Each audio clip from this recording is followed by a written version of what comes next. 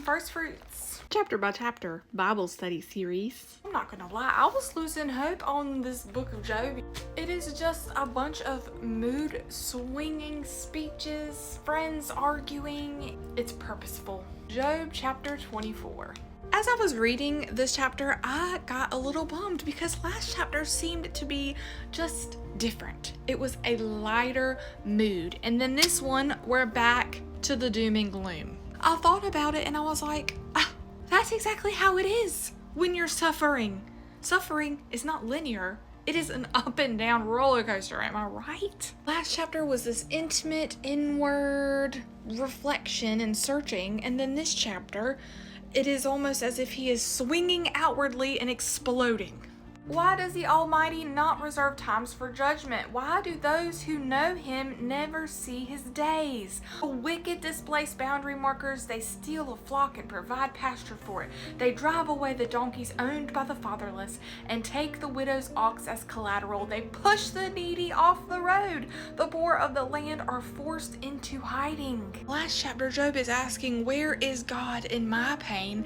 In this chapter, he's asking, where is God in the world's pain? The wicked prosper, yet we suffer. Verse 13, the wicked are those who rebel against the light. They do not recognize its ways or stay on its path. Job's complaints are growing larger. Not that he is in more despair, but he's looking at despair inwardly and then despair in the world altogether. It is an emotional roller coaster. And the beauty about God's response that we're eventually going to get to is God does not correct Job's emotions. He just gives Job a better understanding, fresh revelation, as almost if to cure the emotion right away. Job still recognizes that the wicked do have their time. It's just delayed. 23, he gives them a sense of security so they can rely on it, but his eyes watch over their ways. They are exalted for a moment and then gone. They are brought low, shriveled up like everything else. They wither like heads of grain. Job is not denying God's justice and that it's real. He's just protesting the timeline of God's justice. 29, if it's not true, then who can prove me a liar and show that my speech is worthless? After the speech, nothing is resolved. The questions are still unanswered. God's absence is purposeful. It is training us, training Job to sit in unresolved issues, unresolved tension.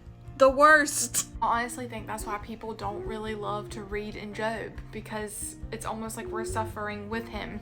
I really truly think that God included all of this nonsense for us so we could see the up and downs of suffering, the mood swings, the wondering why, just all that is natural instinct from our human bodies. And Job is asking some really tough questions. Why do the wicked prosper without immediate punishment, and the righteous just suffer without any explanation from God? God's justice is real, but the timing is a mystery, and that is so hard to be waiting in the mystery of what God is doing next. And I can understand. Right now, my husband is interviewing for ministry jobs in Iowa, North Dakota, Kinston, North Carolina, and Tennessee. And we don't know where we're going.